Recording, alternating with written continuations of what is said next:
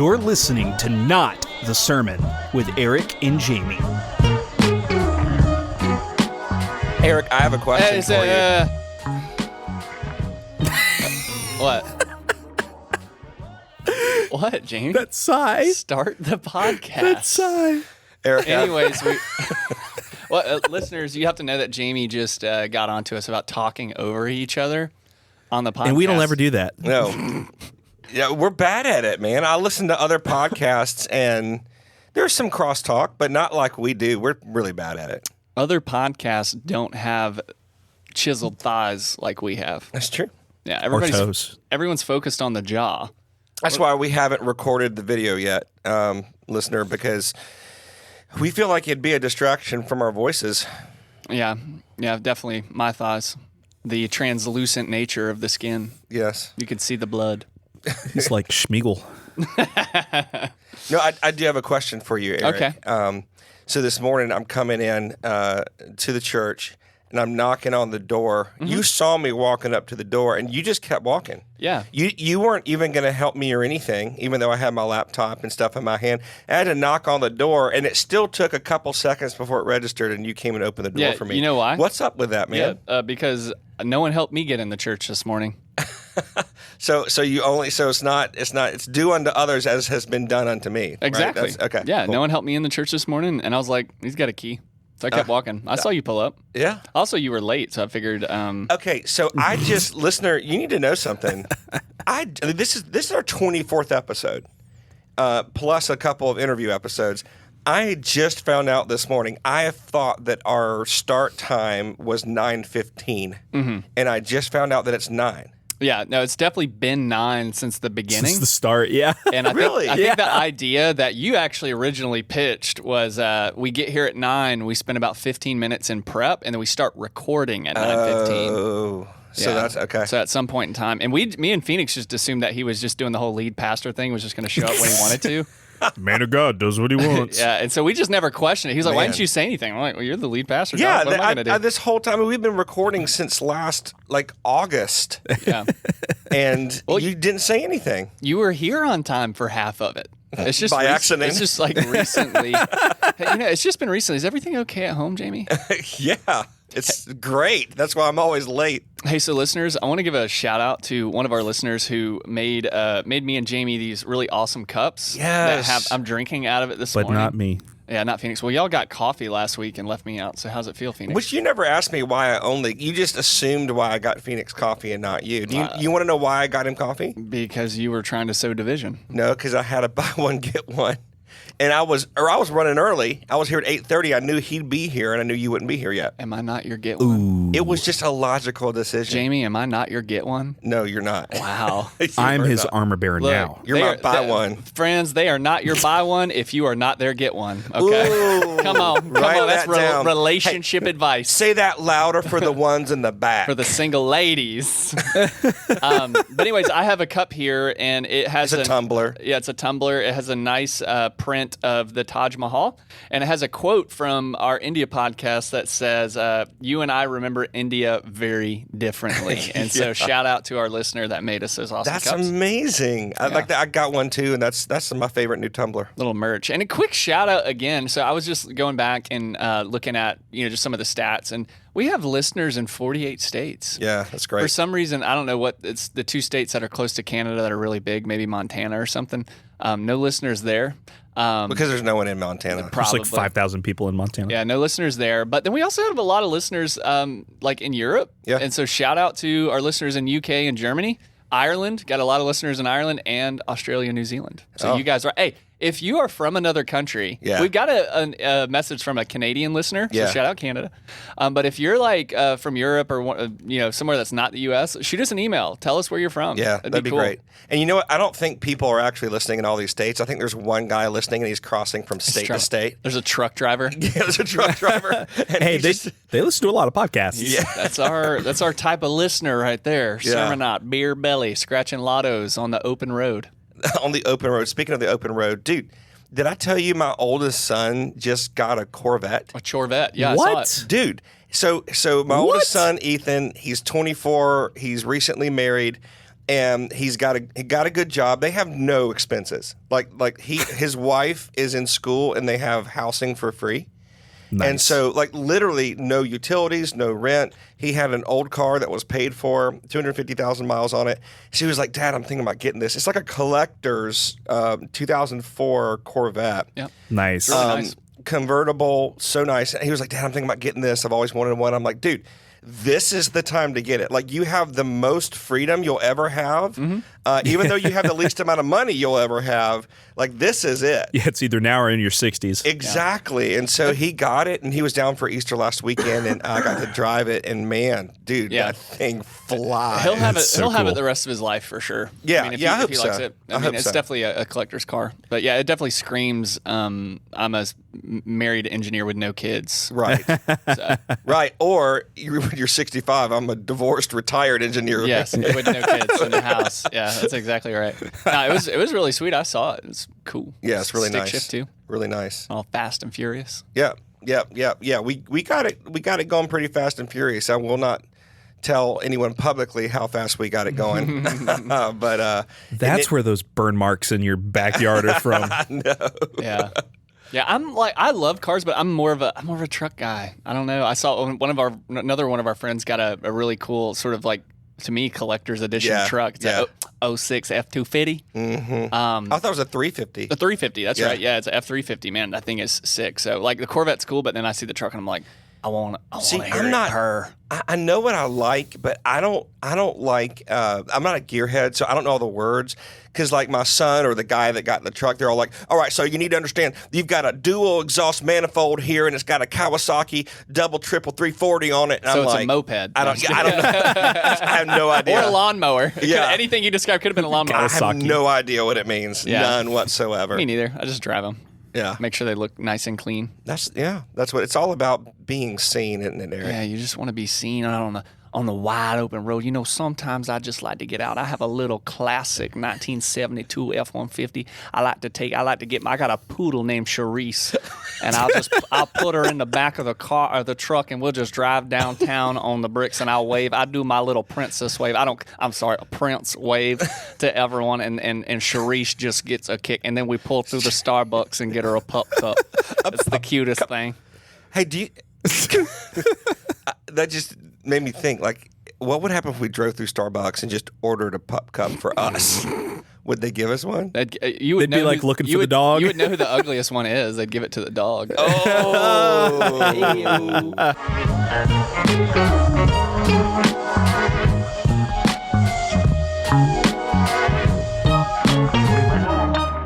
right, Sermonites, we're going into a new-ish segment that we haven't done in a while, and it's called "Oh My, Your Greek is Showing." Yeah, it's the worst. This is the worst. We should have done It's All Greek to me. Yeah, I like "Your Greek is Showing." Yeah. Which one of y'all came up with that? Eric. I said it to Jamie one day. We were talking about something, and I was sharing a Greek word. And I was like, "Oh, Jamie, your Greek is showing." Yeah. And so, the idea is that we take a word from the Greek, which would be probably, the New Testament. Sometimes when the words are translated into English, sometimes they lose some of their meaning. Yeah.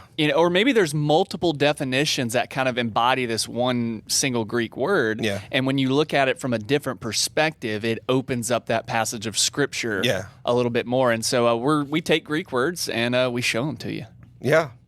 So here's the one I thought about for today. We just had Easter at the time of this recording.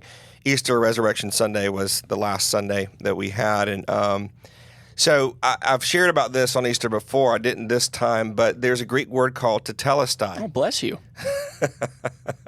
And it's translated. Interestingly, it's translated 3 words. It is finished. Golly. Sorry, that was an accident. Oh my gosh. Your demon is showing. Yeah. Oh my gosh. Anyway, it's translated "it is finished," and it's what Jesus said on the cross, right? It's one of the final sayings that he said. But it's just one word, Tetelestai, and here's what we've learned is that in first century culture, it was often used as what would be written on a receipt saying paid in full. Like, like nothing is owed anymore. So it was like a transactional business word. And so Jesus says Tetelestai, or it's a version of that, on the cross, and he's saying, hey, it's paid in full. It's finished. But it's not just it's finished as in it's completed, but there is a payment idea that's lost in translation. So it's a really cool word, Tetelestai, and this is silly, but in order to memorize words like this, I think of silly stuff. And so I imagine there's a kid named Ty, and he's talking in his third grade class while the teacher's talking, and the teacher says, hey, do you have something to tell us, Ty? I know, it's good dumb. One. That is silly. It's dumb, very silly. but it's how I remember very it. Unremarkable, yes. Very unremarkable. Well, but here's the thing. I mean, you, the listener, y'all will remember it. I remember it. What is the word we're talking about? I don't know. I forgot. So anyway, but yeah, that's what it means. And so it really opens up the whole conversation about atonement, which we haven't talked about a whole lot on the podcast. We haven't. We should do a segment on it one day. Yeah, or we could just keep talking right now. I read something very interesting about the crucifixion story this past week, and what's often translated, and y'all may know this, like as sour wine. I was like, sour wine, what does that mean? Well, they would mix a concoction into wine that was almost like a kind of like a painkiller type thing, or like not a psychedelic, but like a drug basically, to make it a little bit more bearable. Absolutely, it was a painkiller. When Jesus tasted it and realized what it was, he spit it out because he realized he had to fully experience what he was going through. Right, and that's one of the messianic prophecies that had been spoken. A long time before. Also, that was pretty straight edge of you, Jesus. Like the straight edge movement where they don't even take painkillers. Yeah, they were like getting all mixed up with the Christians in 2000s metal music. Yeah. You know what I mean? What was that? What was no Advil, Christianity, and metal music doing in the same room? I know. It was crazy. It's like there were a bunch of these Christian bands that were like making waves, and then all of a sudden there was like, well, we're not Christian, we're straight edge. Yeah. Well, what does that mean? I said, well, it means we act like we're Christians. Yeah. But we're not Christian necessarily. Well, that's where I first heard about it, was in Christian circles. So like youth group kids, I'm straight edge. Like, hey, you want an Advil? No, I'm straight edge. I'm like, dog, what does that mean? Well, I don't take any painkillers or any medications at all. And I'm like, you want an Advil? Like, is this? I'm taking Advil. You have no problems in your life. Yeah, exactly. I was about to say, life's been pretty easy. Yeah. So that's funny. But no, that's interesting. That the idea of it being finished, that does add a new degree of thought, because it's not just the idea that Jesus himself was like, okay, I'm done. But it more translates the work of the cross into the believer. I mean, this is not the only instance where there's an idea that everything is fully finished. That the cross of Christ was a finished work and did everything necessary for redemption. There are a lot of other words that are used, like when Paul says you were bought at a price, which is commonly, it can be translated redeemed. There's another one that means to pay a ransom and set something free that Peter uses. There's actually one, ex agorazo, which is to acquire something. That sounded Catholic. I know, right? Well, it's just Greek. And it's to acquire something and use it for a new purpose. Mm-hmm. And so I've used the example of like baking soda. Like you don't just use it to bake, but you'll put it in your fridge to keep it smelling fresh or whatever. Yeah, I put it in my socks. Yeah, put it in your face. And to keep the smell away. But the idea is that we're not just redeemed from something, but redeemed to something. And that the cross completed all that. Now, we have to come into agreement with that, right? I mean, we have a role to play. It's grace and faith. Yeah. And I think that's where the reformers, they're so grace-oriented. Grace, it's back, grace alone, grace alone, grace alone. Yeah. And the Bible's like, well, no, it's faith alone, I'm sorry, I didn't mean to interrupt. No, go for it. Well, no, one of my issues with with Protestant or whatever, evangelical, is that we go through like sort of grammatical loops to try to, like even you just said, we come into agreement with. Right. Like what's bad about saying like there is something necessary on your part to accomplish the salvation? We're so like by grace alone that, that I feel like that can be paralyzing, because we're like, well, anything that I do is not of God because it has to all be God. And I get the idea of wanting to glorify God and be like, oh, God's all powerful. But you can give God the credit for your action as well. Right. Like I'm not going to, if I had to jump in front of, something to save my wife or whatever, like I'm doing it for her. Like I'm giving her the credit for my action. Right. And so I feel like we go through like these grammatical and theological loops to say that we don't bring anything to the table when it comes to our salvation. And we don't bring anything that matters salvifically. Right. But it does take, as you said, us coming to agreement. It does like faith. Right. And it does also take like you working out your salvation to prove that you're saved. That's but right. That's not the causation. It's a result of, so. Well, it's the messy middle in between. On one side, like the reformers, the Calvinists who are like, you can do absolutely nothing, right? Yeah. And if you even sometimes I'll hear them say, we'll talk about, well, you have to have faith. They're like, no, that's a work. No, it's not. Faith and works are separate. They're different words. They're used in Ephesians 2:8-10. It's grace, faith, and works are three separate things. Faith is not a work. So to exercise your faith or come into agreement with, or however you want to word it, is not a work. What Paul is saying in that passage is like you can't earn. Yeah. You can't earn. But it's like Dallas Willard said, God is not against... He's not opposed to effort. He's opposed to earning. Exactly. And that's where I think like the spiritual health of the Western church is at an all-time low. Yeah. Just to be honest. I Like, agree. as far as like spiritual weakness and sickness.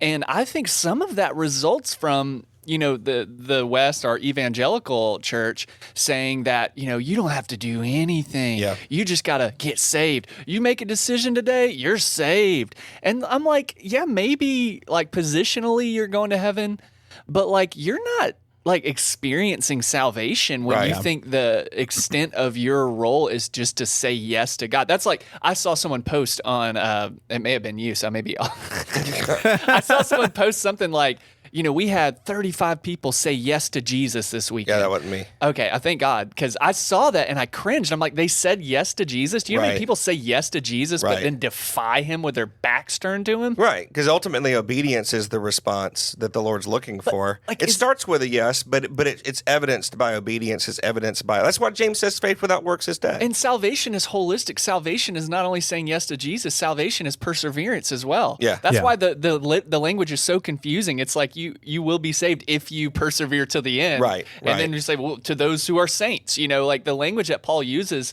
it's holistic. And so salvation isn't just the process by which you agree with God about your salvation, which is a weird way of saying it. I agreed with God that I'm saved. But it's also the process by which you persevere. And how do you know you're saved? You made it to the end. Well, it's because, and this is what happens in marriages.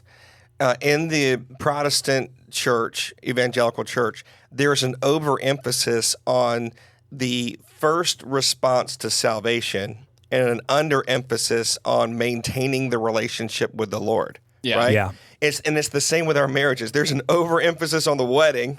You spend gobs of money. You plan for months and months on the wedding day, and then people don't invest in their marriage. And they're wondering why the relationship's not good. It's not a one-time purchase kind of deal. Exactly. And salvation has a beginning point, but ultimately it's a relationship that is maintained over time. You're exactly right. And that's where sanctification and growth comes. And so yeah, those are the two extremes. Like one is a works-based mentality where you're trying to earn your salvation. Then the other one, though, is like an overcorrection to that, where it's like, oh, Jesus paid it all, and therefore I don't do anything. I can just sit on the sofa, watch TV, and go to heaven one day. Sure. It's not a relationship. Exactly. Yeah, you wouldn't have a wedding and then immediately say, "Oh, we had a successful marriage." Right. Like, no, you had a great wedding. You had a good wedding. Yep. And that's how I feel like a lot of like evangelicals feel about like their faith in the Lord, and that's why like the same people that will complain about the state of the church are also pushing this. We had 37 people agree with Jesus this morning. Like, well, the state of the church. And I'm like, well, you're perpetrating that through the language that you use. Yeah. You're not encouraging these people to disciple themselves or to disciple under Jesus and follow the way of Jesus and allow God to shape them into the person that God wants them to be. You're just saying, okay, you did good. You said yes. That's all we require of you. Right. That's not what Paul taught. 100%. And we keep up with first-time decisions here, and we celebrate them. But the church, all of our programming is not geared towards decisions. All of our programming is geared towards discipleship, growing people up, creating healthy Christians. There's got to be a time where you do say yes, But then that's just the beginning. That's not the end. It's not over. It's just started. And yeah, that's where the church really needs to step it up, is begin to say, hey, look, you made a decision. You got married. That's great. You had a wedding. But now let us show you how to have a healthy relationship moving forward. But recognize that Tetelestai, when Jesus said it is finished, that was the beginning of all of it. That's how it all started. So praise the Lord. Praise be.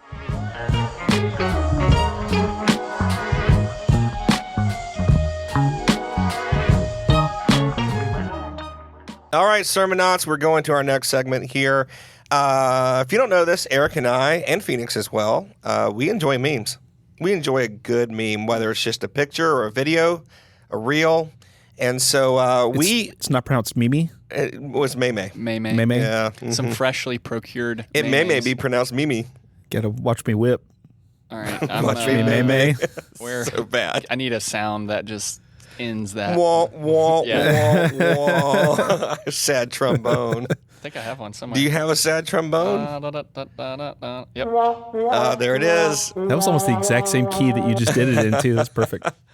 Anyway, so we love memes. We've only done this segment once before. Yeah. It's called So Help Meme God. Yep. And so this is where the first one came from a listener. And this one, I asked Eric to pick out a Christian meme. Yeah. And we could discuss it. So would you go ahead and maybe set this one up and play it for us? Sure. And if you have issue with extreme profanity or references to polyamorous relationships, I would go ahead and turn this one down. I'm just kidding. Not at all.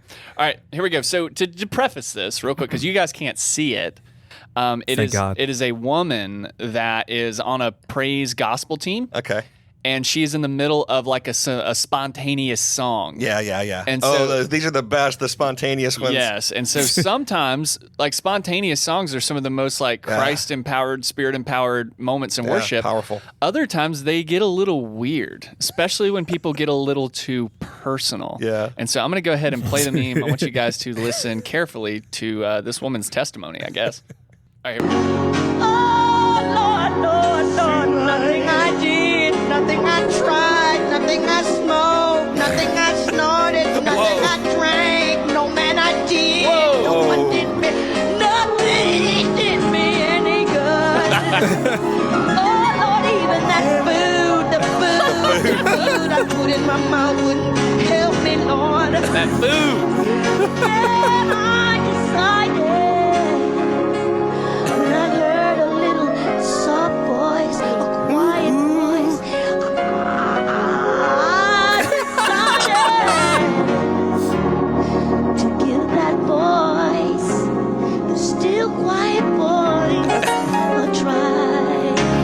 Wow. Nothing I did, nothing I snorted. Yeah, nothing I smoked, no man I did, nothing did me lost. And then that food.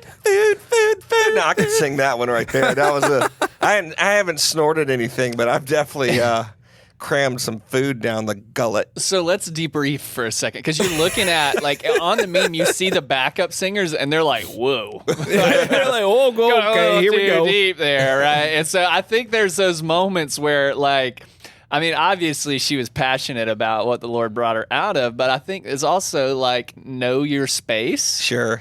Know the moment, know your audience. And she just went on for it like, nothing I drank, nothing I smoked, nothing I snorted. And I'm like, dang, sister, this is a party animal. Dude, like, I guarantee you that they knew there was a possibility this would happen. Oh yeah, you know what I mean? Like every sister, team has one. Yeah, like sister so and so. They're like, look, we're going to give her the solo. Okay. Yeah. We don't know what's going to happen. They warned the tech team. Like, Yeah. Look, just so you know. They streamed it. Yeah, they did. I was about to say, go ahead and kill the live. Yeah, that's a dangerous proposition. What it reminded me of is I call these like testimony contests. I've talked about these before. Like sometimes if you like, I very rarely do testimony nights for this reason, because the first in student ministry, the first kid will get up and they'll be like, "Yeah, I just wouldn't read my Bible and wasn't really paying attention to God, but Lord, He saved me, and now I'm doing good." And then the next kid's like, you got to one up. You got to one up them. And the next kid's like, well, I used to smoke a little weed. Yeah. And, and then, I'd go to parties occasionally, but the Lord set me free of that. And by the end of it, 10 or 12 kids deep, I was running heroin between my toes. And I used to take cigarettes and put them in my ears and light them. But then an angel walked in the room. An angel appeared to me and radically saved me. And so it kind of seems like kind of like a little one-upmanship, but hers was real, especially when she started talking about the food. Yeah, because she's a larger woman on the stage singing, but that was personal. That was the food. It wasn't just the food. Because she paused on it. Food. It was like, man, that girl loves some food. Well, yeah, for sure. Well, that's the thing.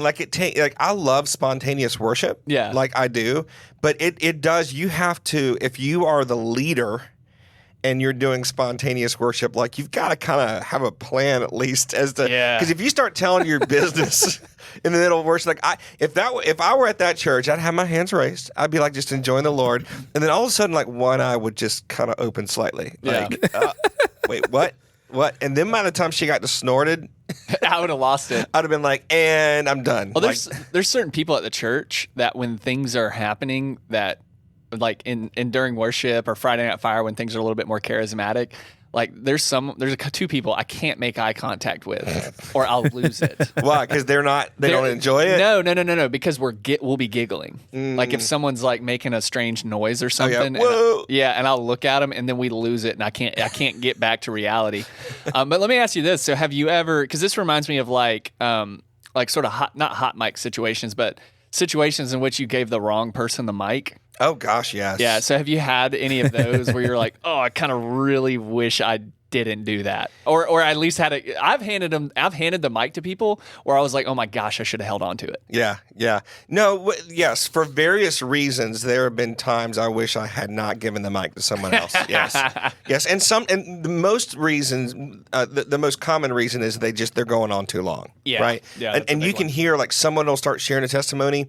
And like it's good, like God's on it. Sure. You can just like this is it. But then they talk past the Lord. They talk past the moment. Yeah. And it's like, okay, yeah, like we need to wrap this up. My favorite are let me go ahead and air out the details of my divorce. Yeah, that's happened too. I've been in situations, maybe here, but I've been definitely in other places where someone gets a mic and they're like, the Lord was just ministering to me over there, and right now, I'm just going through a really hard time. And when someone says that, I'm like, oh gosh. Like, I'm going through a divorce. And that man, and just starts going into I won't say his name, but y'all know him. Yeah, they start going into like details. And like, there were times where I felt threatened. I felt threatened. He raised his fist and like, you just, and he's sitting over there. Yeah, it's like, great. You just slandered that dude in front of the whole church. Yeah. Especially in a small city. Like, we're in a small town.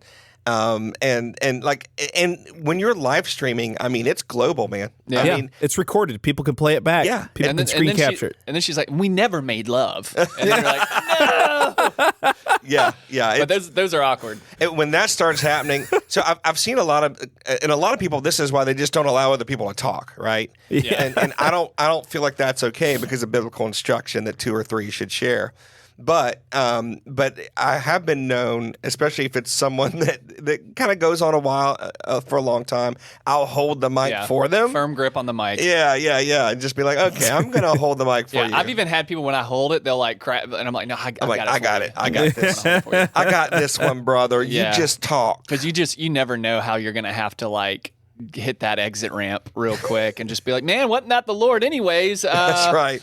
Yeah, and it's so hard when you're in a worship service to bring it back to normal. Yeah, you give someone a mic and they're like, "I ain't gay no more," and you're like, "Delivered," and you're like, "Oh gosh, now we're done, right?" Yeah, I know a ministry that used to play that video during their at their Bible college, like during prayer. No. Oh yeah, they would play that, and then people would go nuts. So, listener, if you don't know what we're referring to, there is a video where a guy gives a testimony, says, "I ain't gay no more." I haven't seen this. Really? No.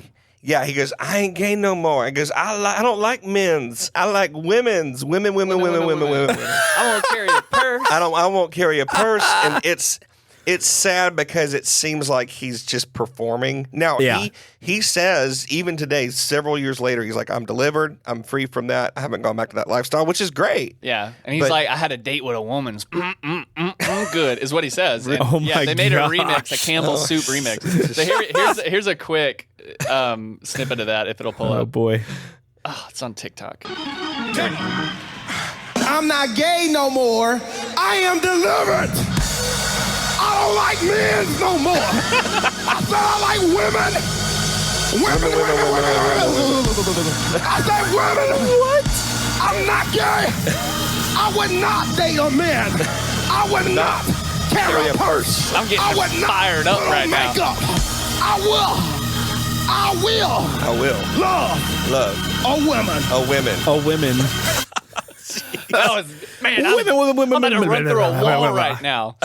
But no, they would play that during their prayer meeting to get people fired up. And I was like, I don't my think gosh. that's what that's doesn't fire me for. Well, if you get a big group of people, there's always going to be a few that are seeking attention. Sure. And they'll do anything to get it. And so they see an opportunity with an open mic. It's obviously it's like a moth to a flame. Well, that's why. Which is why you guys do a great job of filtering that, I feel. Well, we'll do two But things. you have to. I'll say, first of all, if you feel like you're called to share, Eric, what do you're giving me hand gestures. What are you doing I was telling right you now? we're at 10 minutes in this segment. Okay, cool. And this will be the closing thought. Okay, So now you know the closing insider thought. works, listener. So we usually tell them two things. First of all, don't tell us your life story.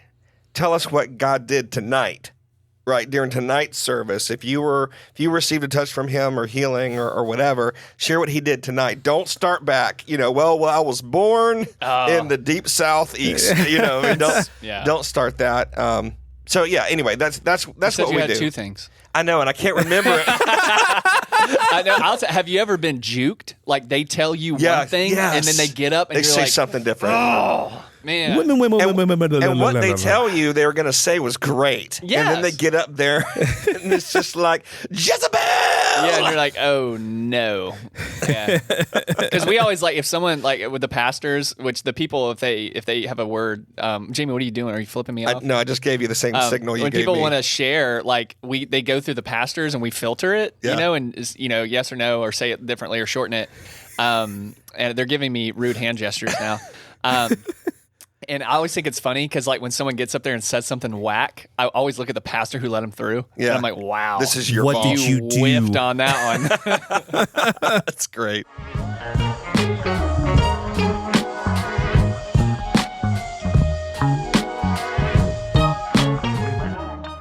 All right, guys. Our final segment for today is going to be Eric's Edumakation. Ooh. This is where, if you don't know, Reading rainbow, butterfly in the sky. Come on, boys. You can go twice as high. Am I doing this? Take a look. It's in a book. Eric's Edumakation. Eric's Edumakation. That was sorry. awful. Yeah. This is So is what I'm about to say. So. I bet. So if you don't know, Eric is in school, and so we figure, why not give you for free what he's paying an arm and a leg for? Okay. So this is where he shares something that he's been thinking about, or reading about, or learning about in his classes. And we just kind of get to discuss it, and I get to tell him why he's wrong. Yeah. So funny, this is a special edition because this past week we were on Easter break, and so I actually got to what does that gesture mean? Nothing. I actually got to read stuff that I actually enjoy reading. And so what you're getting is from what I enjoy reading, not what I'm being forced to read. So this is your own education. This is my own education. Self-education. And it made me question why I'm going to school again because I was like, I had way more fun doing this week. But anyways, it's for a sheet of paper, by the way, just so you know. Yeah, for a sheet of paper, but the Lord told me to. Anyways, we're coming up on May. It's the beginning. This episode's going to come out in April. It's actually April now. And we're getting towards graduation. Yeah. Students are graduating, and one of the things that's always talked about, especially around this time, is the next generation. Mm-hmm. Like you look up on the graduation stage and you see little Jimmy and Susie, and you think to yourself, this is the next generation. And then you see little Bobby who's drooling over his tablet to YouTube Shorts, and he's like, and you're like, that guy's going to be a CEO one day. That's right. Of his mother's basement. And so there's all this talk about the next generation, and pastors are always tasked with sort of building this bridge between the older and the newer generations. And this is the phrase, and this conversation gets on my nerves. And the reason it gets on my nerves is because the conversation always starts with, we need to raise up the next generation who's going to, not bow to the altars of Baal, and they're not going to fall victim to the things that, this blah, blah, blah, the things that sounds like a youth camp sermon right there, man. That's the youth camp sermon. Dude, by the way, listener, if you ever need to preach a youth camp sermon, here's what you do. You pick a character in the Old Testament. Yep. You read the story, read it loudly, and then you say, God is raising up a blank generation, whether it's Benjamin or Joshua or anyone. Yeah. Just not Samson. Yeah. And then, right, not Samson. No one wants the Samson generation. Right. Yeah, I do. And then you have an altar. Then you have an altar call where everyone runs down front and saying, yes, I'm going to be a part of the Joshua generation, Gideon, whatever. Yeah, so that's basically like youth sermons in a nutshell. But that's like, but that's what that sermon turns into. Like, we're raising up a Joshua generation. And why are we, Mike, this is the question. And this is why this topic upsets me. Why are we constantly having to raise up a new generation, like that building from scratch, when the idea should be to set them on the foundation that you yourself have grown on? Right? We're always starting over. Yeah. And so this got me thinking about the power of story. Like, what does the next generation need to be empowered to be who God's called them to be? And why is there such a disconnect between generations? And it's because we're not utilizing stories. Yeah. Stories are one of the most powerful forces in the world. Yeah. Our entire Bible, aside from the Pauline epistles, are stories. And even in Paul's letters, there's stories of what he's done and what he's doing. But in the Old Testament specifically, the culture was based on stories. Like, you didn't just talk about, here's 3 lessons about, having faith when, it's hard to have faith. 3 keys to reach out to God when you're just not feeling it. No. Well, let me Number 3 will blow your mind. No. Yeah, let me tell you well, people are looking for the silver bullet. That's what they want. They want this silver bullet approach. Yeah. And that's how a lot of preachers have sort of guided their messaging. Like, let me tell you these 3 things. And number 3 especially is going to be awesome. So hang on till the end. Devils hate this it's one like trick. You're doing, devils hate this one trick. And it's like a picture of a salami, and you're like, I have to click. You never seen those? Like, they have a photo that doesn't have anything to do with the title.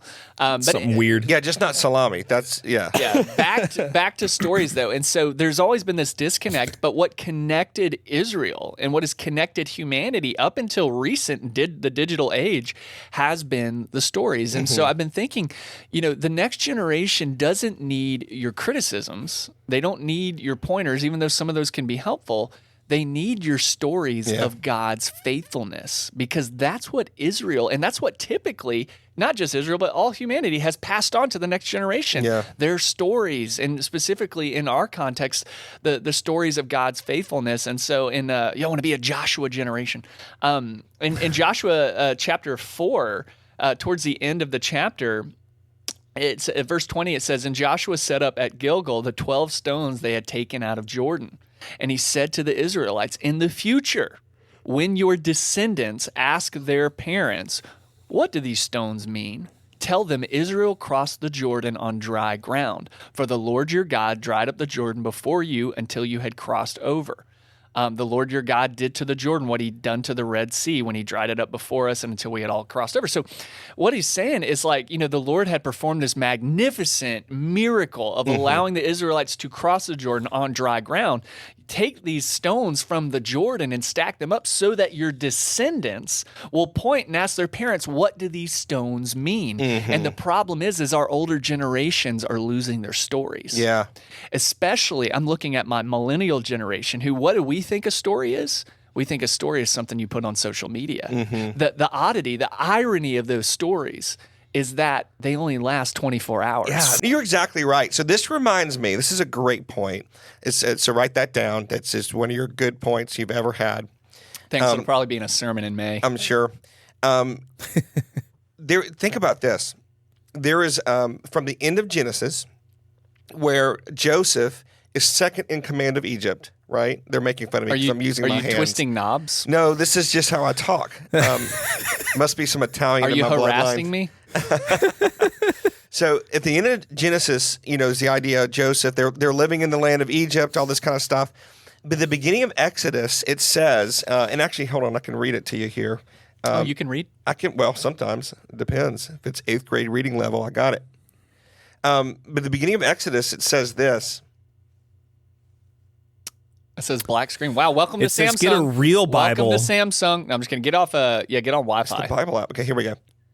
So this is Exodus 1:8. It says, eventually a new king came to power in Egypt who knew nothing about Joseph or what he had done.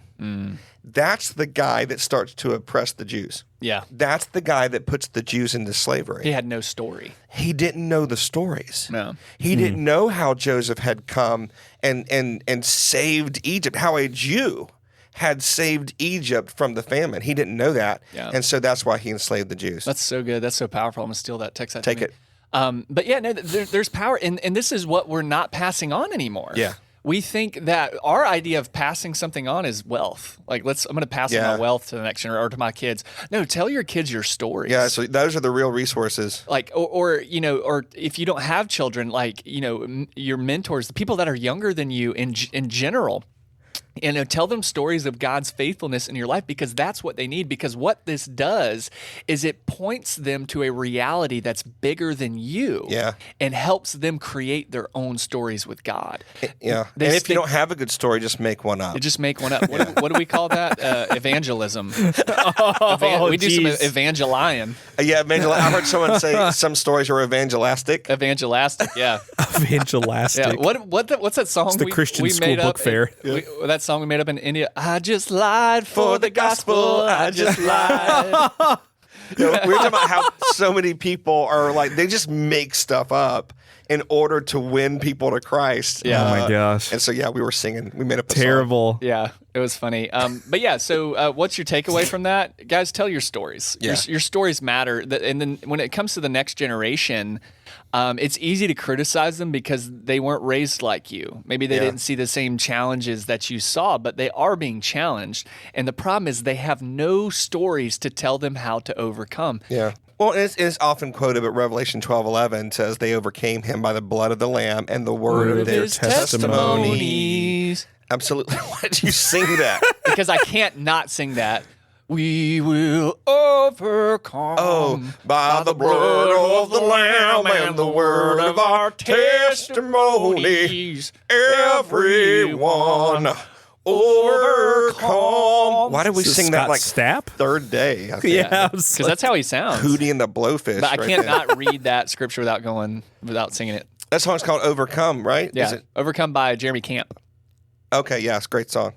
But yeah, so anyway, it's the word of our testimony and not loving our lives to the death. It's not our like incredible, pristine doctrine. Yeah. Right? That we overcome through. Although doctrine's important, but it's the word of our testimony. And that's what we get to pass down. And that's what secular culture is doing through entertainment. Yeah. Through movies and music, they're telling stories and they are affecting what people believe through story. Well, think about like the LGBTQ agenda. Yes. Right? It started off 10 years ago with right. every Netflix show having a gay person on it. And Right. But what that did, and I'm not knocking that because like there are gay people exist and that's a part of our life, but you started empathizing more because you saw them on the show. And then now a lot of the movies and stuff like that just have like fully gay characters. They're telling cultural stories. And I don't want to like, say, I'm not like trying to hate on LGBT community, but that's how like entertainment industry has like kind of told that story is by making movies. And we're not, and your testimony is more than God delivering you from drugs, by the way. Right. That your testimony can be the time that God told you to like helped you buy a car or, buy a house or whatever. So. Right. It took 15 years. So this is an article. It's by Pew Research, and I remember seeing this before. In 2004, 60% of Americans opposed same-sex marriage. Mm-hmm. In 2019, 60% of Americans supported same-sex marriages. Kind of flipped. So it flipped in just 15 years, and it was through story. It was through movies and TV and music. There was an all-out push to say, hey, this is okay. This is what you should be all right with. Love is love. Mm-hmm. And it only took 15 years. Yeah. Which is incredible. Well, and Christians, they have to tell more stories. Right. And even more like beyond, the most important thing is you passing on your story of God's faithfulness to the next generation. But like even in the entertainment realm, like we've kind of had the same old tricks, Bible Man, and now they're recreating a lot of I haven't watched. Have you seen the new Moses story of the Old Testament on Netflix? I haven't watched it yet. But something like Chosen. Chosen's a great example. So Chosen has crossed that sacred secular boundary where people who are not even believers are watching Chosen because the story is told so well. And it just released on Netflix. I saw it last night. Yes. And so me and my wife, I actually haven't watched it yet. We're actually watching through the first season right now. Yeah.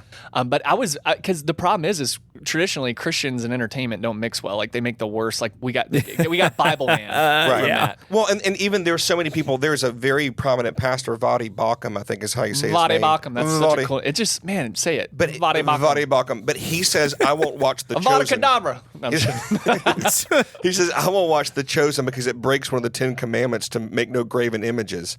I'm like, what? Like, so this thing that is literally bringing Jesus to the masses, and yet he's standing against it in the name of doctrinal purity. I'm like, who have you gotten saved, and dude? The people that are most critical of Chosen are not the secular people. Yeah, they're the Christians. It's the Christians who are like, well, that Pharisees. didn't really happen. Yeah. I'm like, That's Jesus, usually how it goes. do you understand that the parables that Jesus taught, didn't really happen. He added things to them. A lot of them were traditional teaching stories that he would add something to. Yeah. To add value to it, obviously. And so they're not, what do you want them to get up there and do the gospel verse by verse? And it wouldn't make sense. Right. No, you're exact. Parables, which is the primary way that Jesus taught, are not real stories. They're not factual.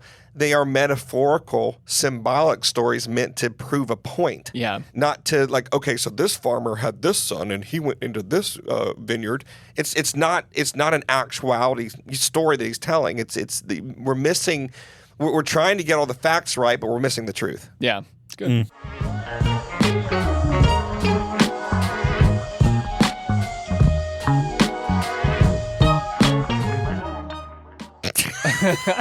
So we just started recording. Every segue has been ruined this episode. Yeah, what y'all don't know is we had a power outage in the middle, but thankfully it was in the middle of a break. Yeah.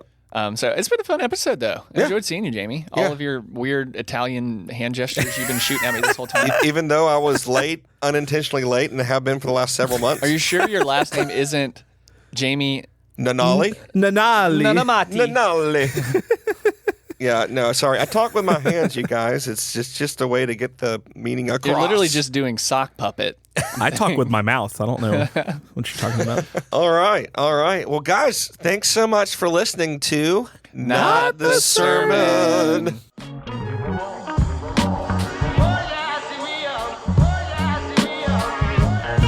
Thanks for listening.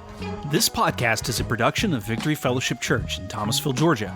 Eric and Jamie can be reached at emailing notthesermon@gmail.com.